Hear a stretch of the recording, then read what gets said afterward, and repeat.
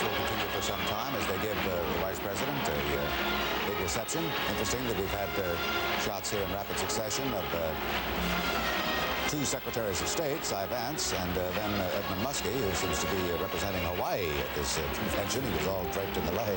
And I'll tell you something else interesting, Frank. Sitting with former Secretary of State Cyrus Vance was the ambassador from Israel.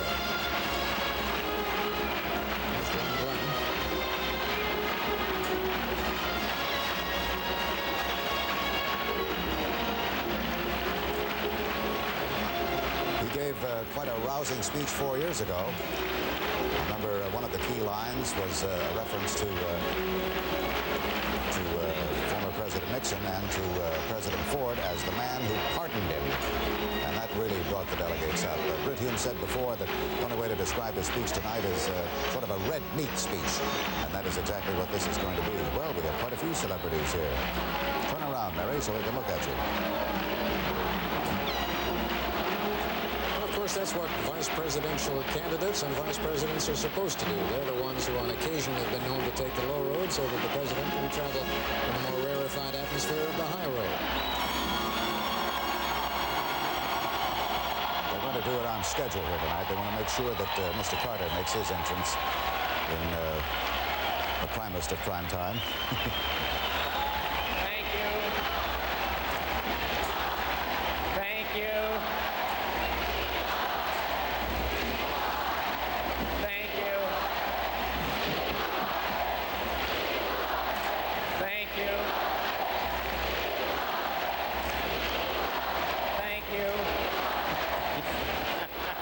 Chanting, "We want Fritz." Thank you. Thank you. Thank you very, very much. Thank you very much. Mr. Speaker, fellow Americans, fellow Democrats, I am honored to accept your nomination. I am proud to be running with Jimmy Carter.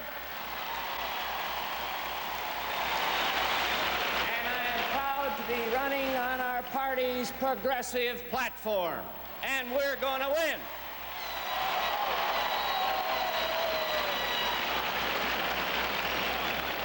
This has been an extraordinary week in American politics.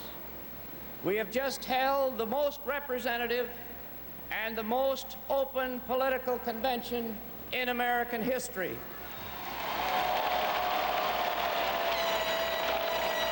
Last month in Detroit, another convention was held, isolated in a bubble of privilege from the city that hosted it. A comfortable convention composed of America's wealthy told us they symbolized the nation. A malapportioned convention where the cities were denied their share of the delegates told us they symbolized democracy. A token convention whose workers and women and minorities sat at the back of the bus told us they symbolized the people. They spoke of realism and cheered the gold standard. They spoke of truth and said Franklin Roosevelt caused World War II. They spoke of moderation and vindicated Barry Goldwater. They spoke of justice with a script by Phyllis Schlafly, and they spoke of fairness with a text by Jesse Helms.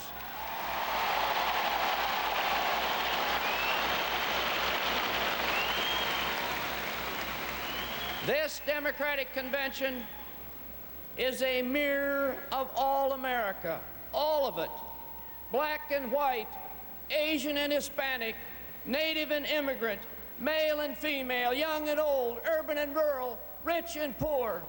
When we speak of peace, the voice is Ed Muskie's. When we speak of workers, the voices are Lane Kirkland's and Doug Fraser's. When we speak of freedom, the dream is Coretta King's. When we speak of compassion, the fire is Ted Kennedy's.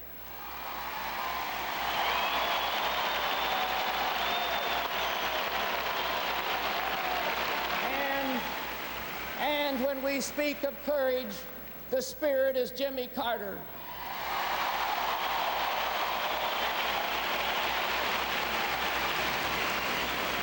When we in this hall speak for America, it is America that is speaking.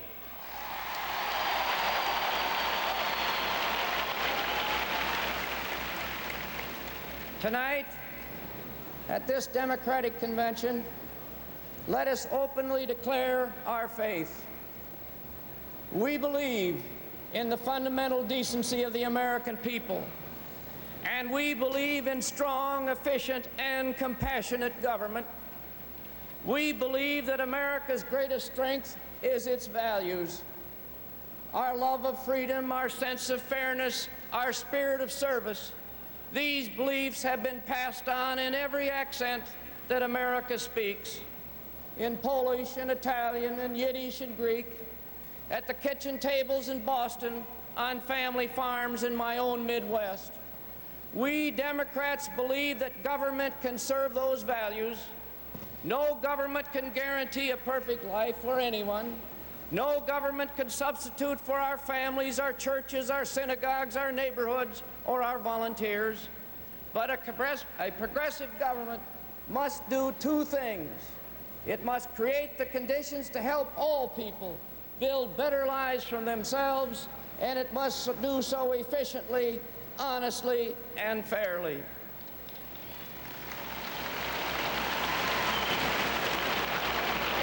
Those are the beliefs that we share together as Democrats. But the Republican nominee for president has a different view of government. He tells us instead, and let me use his own words, that the best thing that government can do is nothing. We disagree. Let him tell the auto workers in Detroit that the right to collective bargaining is nothing. Let him tell the senior citizen in Philadelphia that Social Security index for inflation is nothing. Let him tell the freshman in Chicago that student assistance is nothing. Let him ask the family in Boulder if clean air and pure water and protected wilderness are nothing. And let him ask the people of Selma, Alabama if the right to vote is nothing.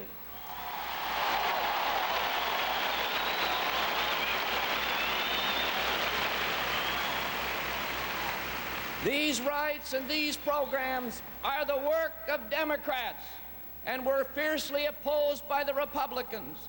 The Republican Party has been out of step with America for 50 years, and their nominee is out of step more than any of them.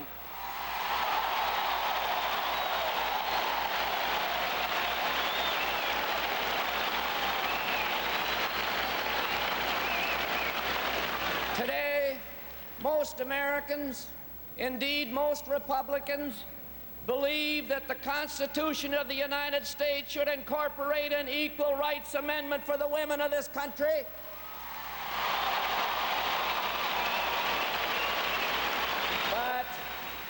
But not Ronald Reagan. Most Americans today believe that we should have strong federal aid to education and a Department of Education to support it, but not Ronald Reagan. Most Americans believe that no family should be impoverished in medical debts because of tragic illness, but not Ronald Reagan. Most Americans believe in labor law reform to protect the rights won by workers in the 30s, but not Ronald Reagan.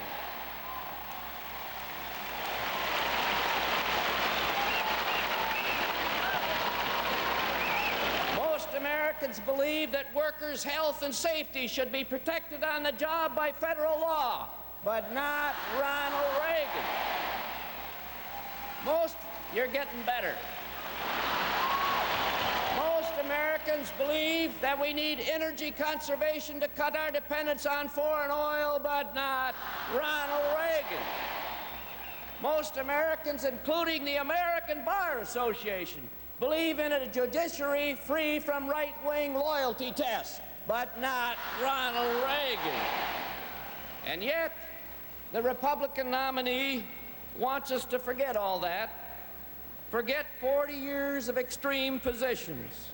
All of a sudden, that party is for jobs.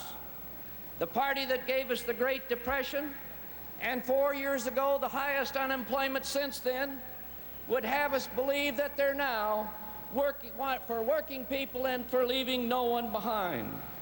Well, I've been in politics many years, and I've noticed that the closer the Republican oratory moves to Franklin Roosevelt, the closer their policies move to Herbert Hoover. This year's version of Prosperity's Just Around the Corner is called Reagan-Kemp-Roth. It's simple, and it goes like this: cut taxes by $1 trillion. That's it. Their entire strategy. Every one of their promises, your next paycheck, your grocery bills, your home, they all hang on that slender thread. It's a $1 trillion tax cut based on a 2-cent theory. Every leading economist rejects it. Most Americans disbelieve it, and for a good reason. First of all, it is obviously murderously inflationary. Even Business Week said it would touch off an inflationary explosion that would wreck the country. Second, it's the most regressive tax proposal in history. It is the stalest Republican idea of all. Tax cuts for the wealthy trickle down for the rest of Americans. If you're earning $200,000 a year, you save enough money to buy a new Mercedes. But if you're a teacher, you save enough money to buy a hubcap.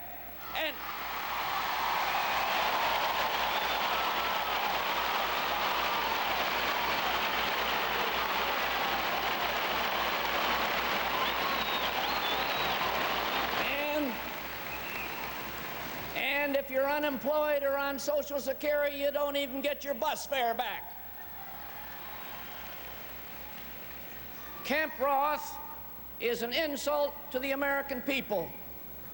The only way to cut taxes by $1 trillion, add billions to defense, and balance the budget all at the same time as they propose is to destroy everything that Roosevelt and Truman and Kennedy and Johnson and Humphrey and Carter and every delegate in this room has worked for all of our lives.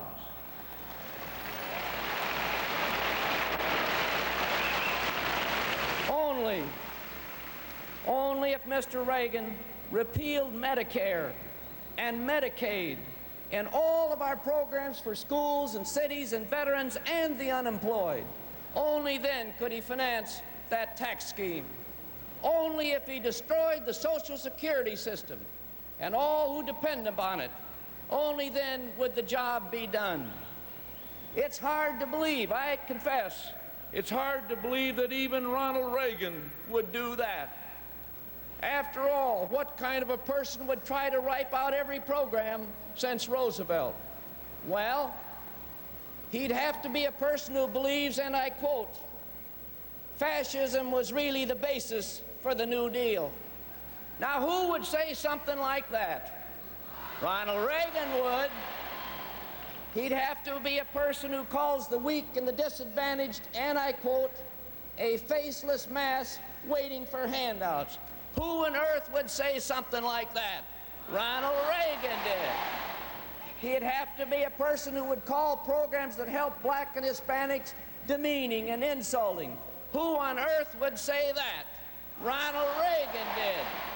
He'd have to be a person who believes, and I quote, get this, the minimum wage has caused more misery and unemployment than anything since the Great Depression. Who on earth would say anything like that? Ronald Reagan. He'd have to be a person who thinks antitrust suits should bust up trade unions in America. Who would propose anything like that? Ronald Reagan. He'd have to be a person who would wreck the Social Security system by making it voluntary. Who would ever suggest anything like that? He'd have to be a person who would destroy the family farm programs because they're, quote, subsidizing the inefficient. Who would propose anything like that? Ronald Reagan, of course.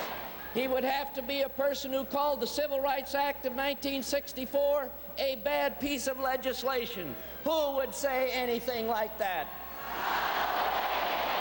One of the finest student bodies I've ever lectured to in my life.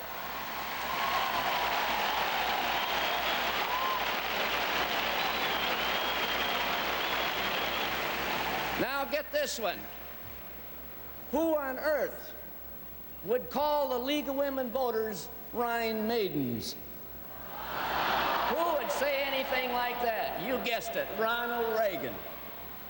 That negative thinking, I must say, was not a part of the small towns of rural Minnesota where I grew up.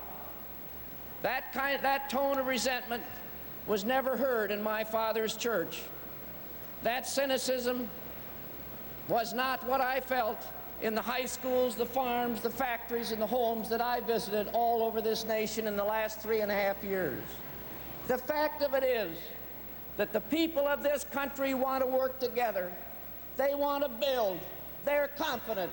And as the Republican nominee will learn in November, the American people do not and will not turn back. They want to move forward, and moving forward is what we're doing under President Carter.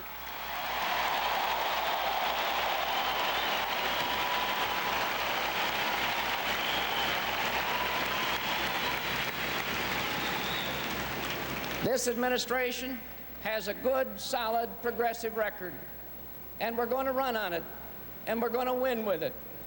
In 1976, I will remind you, from this podium, we said we believed in jobs.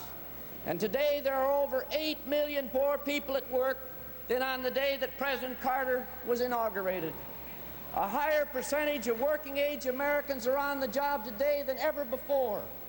We have added more jobs to the workforce than any administration in American history. That is the best record of producing jobs in American history, and Jimmy Carter deserves credit for that accomplishment.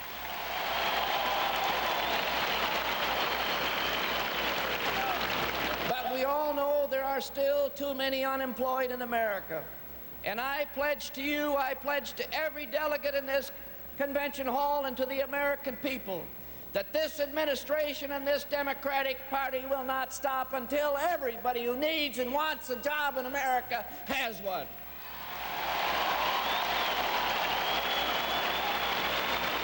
In 1976, we promised Americans that we would support education.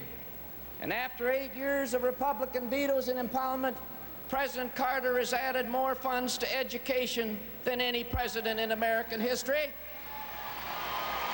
President Carter goes down as the most pro-education president in the nation's history. We said we believed in the dignity of our seniors. We rescued the Social Security system from the brink of bankruptcy where the Republicans left it, and we made sure the benefits kept on growing. We increased health care programs for the elderly by 50%, doubled housing aid, eliminated the cash down payment for food stamps. We proposed and passed the nation's first program to help older Americans pay their fuel bills. And up and down this progressive agenda, this administration has delivered. And I would point out that President Carter has appointed more women, more blacks, and more minorities to the federal bench than all the previous presidents in American history combined.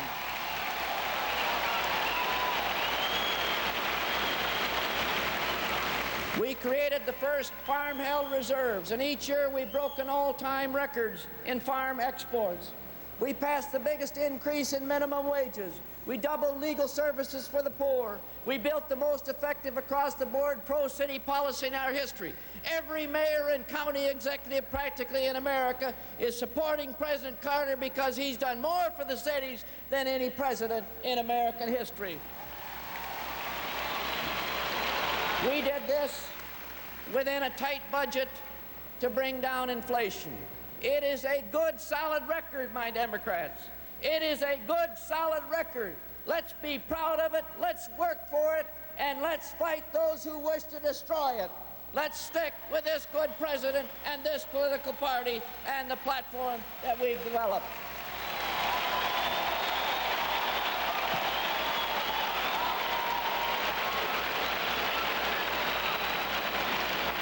Let us not go for this quick fix tax cut for the rich.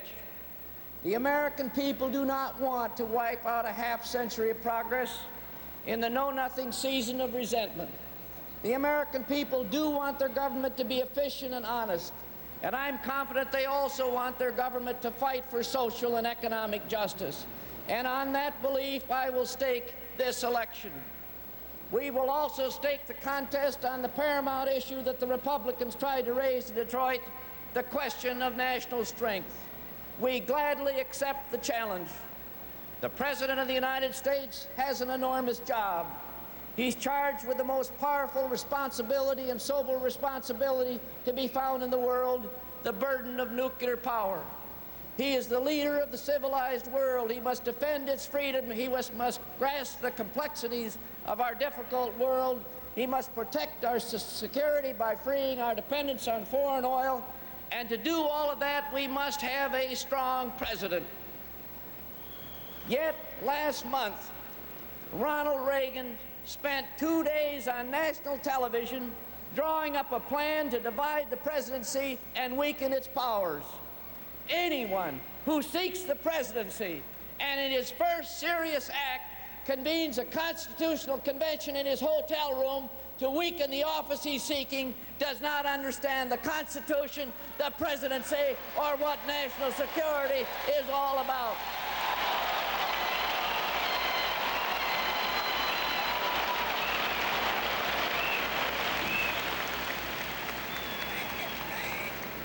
The first responsibility of a strong president is to defend our nation.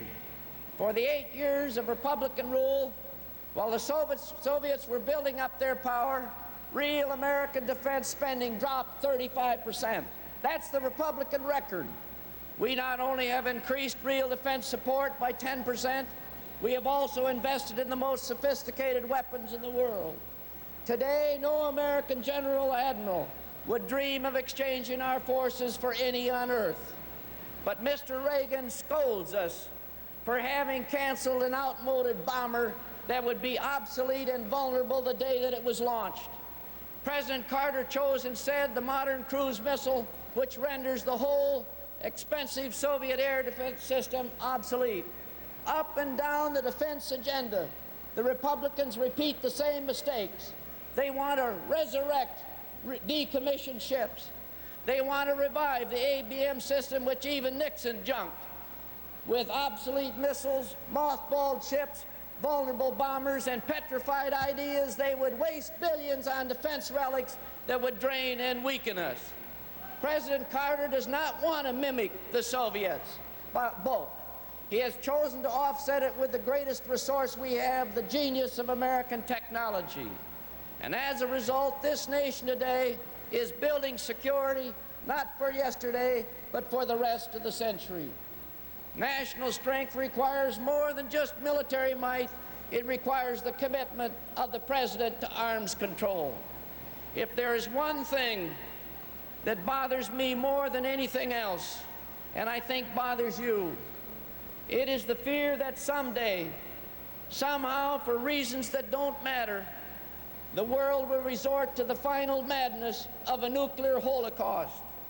Reason, common sense, and a decent respect for humanity demand that we stall this nuclear arms race before it bankrupts and destroys us all.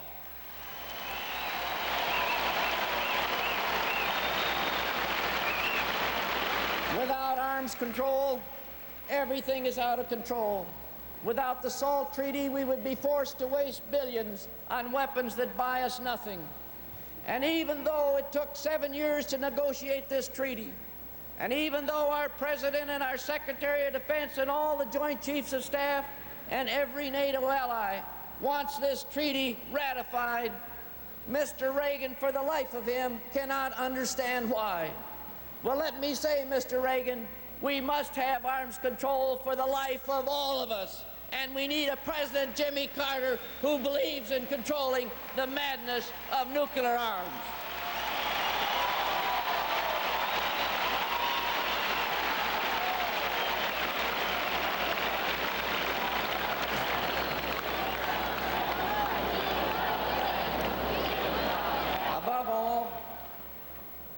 Above all, America's strength depends on American values. Every time we have a foreign policy that reflects Americans' belief, we strengthen this nation. Last month I was in Nigeria, the world's most powerful black nation and the second largest source of American oil. A few years ago, the Secretary of State under the Republicans was told he was not welcome in Nigeria because they did not stand up for the principle of human rights and majority rule. But when I went to Nigeria, I was welcomed because the United States has a president, President Carter, who in his first act in office said from here on out, the United States is going to stand for human rights and majority rule all over this earth.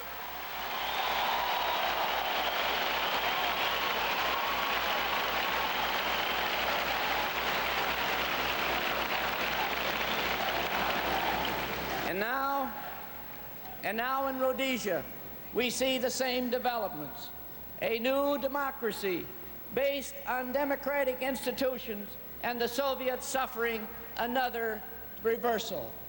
Today, our human rights policy is drawing the nations of Africa and the world together like a magnet and toward us. The Republicans say that a strong nation is one that never apologizes to anyone.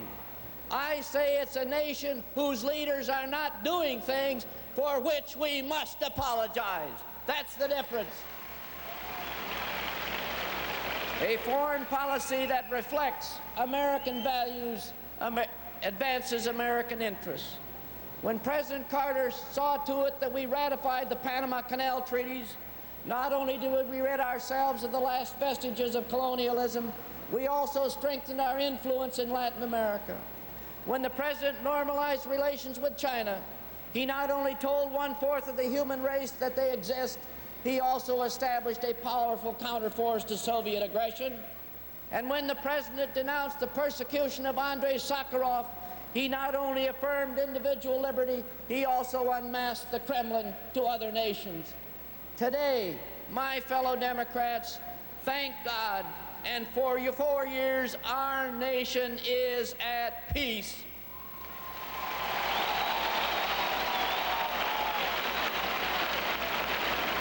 Our armed forces are engaged in combat nowhere in the world. But I want you to note this. In the years of preparing to run for the presidency, Mr. Reagan suggested that American forces be sent. Now listen to this. Mr. Reagan said that we should send American forces to Ecuador, to Angola, to Rhodesia, to Panama, to Cyprus, to Pakistan, to North Korea, to the Middle East, and I don't think the American people stand for that for a moment.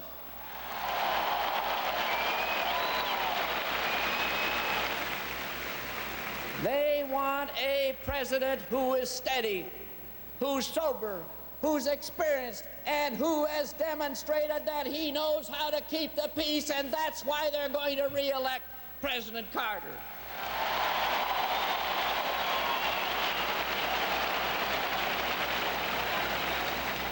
They want a president who, like Jimmy Carter, took Egypt and Israel, that had fought 4 tragic wars in 30 years, brought them together, got them talking, caused a peace treaty to be signed, and tonight they are exchanging ambassadors and not bullets between Egypt and Israel because of Jimmy Carter's courage and leadership.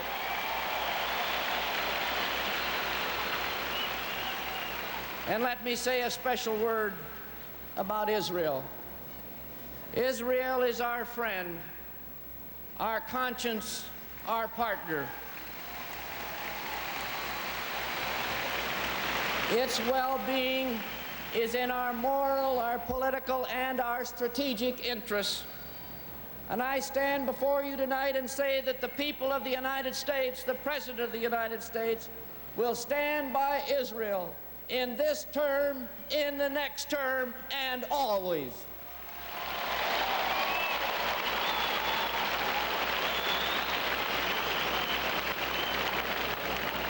In the last 3.5 years, you have permitted me to serve you as your Vice President. I've been privileged to represent you to the people of every continent on this earth, and every time I've traveled abroad, the more I've loved my home. I've spent my whole life in the struggle for civil rights, but when I heard the President of Senegal invoke the words of Martin Luther King, seldom have I loved our conscience more. My whole life I've been proud of the refuge we've been to exiles. But when I saw the men of the USS Midway who had saved boat people from the sea, seldom have I prized our compassion more. I have been my whole life an advocate of family farming in America. But when I spent a week in China answering questions about our triumphs, seldom have I respected and admired our genius more. All my life, I believed that America must be strong. But when I met the people of Norway, whose independence our strength protects, seldom have I been more thankful for our power. Like every American, I value freedom above all else. But when the U.S. Olympic Committee and American athletes sacrifice for an Afghan nation half a world away, seldom have I loved our people more.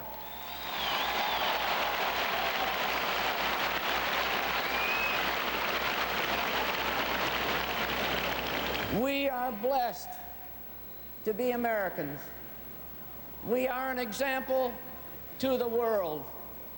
Don't let anyone tell you that we're less than we've been. And don't let anyone make us less than we can be. Thank you.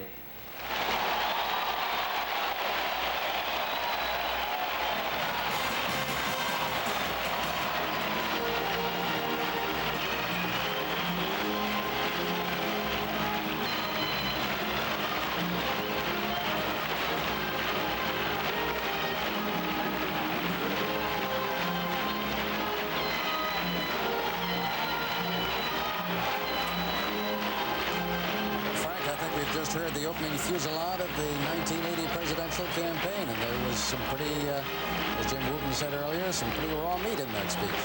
Yes, it's fairly obvious that the plan is to depict Ronald Reagan as a representative of the rich who will snatch the bread from the mouths of the hungry and wipe out all the social programs of the century, I guess. That's why he's not taking us to war. And in the meantime, take us to war, yes. It is a somewhat one-dimensional portrait of Ronald Reagan that I suspect Republicans may have a hard time recognizing, but before this crowd, and it is a packed auditorium here, from the floor on which I suspect you can barely move, way up into the rafters, here to this crowd, it was music to their ears. We'll have more ABC News coverage of the 1980 Democratic Convention from Madison Square Garden in New York in a moment.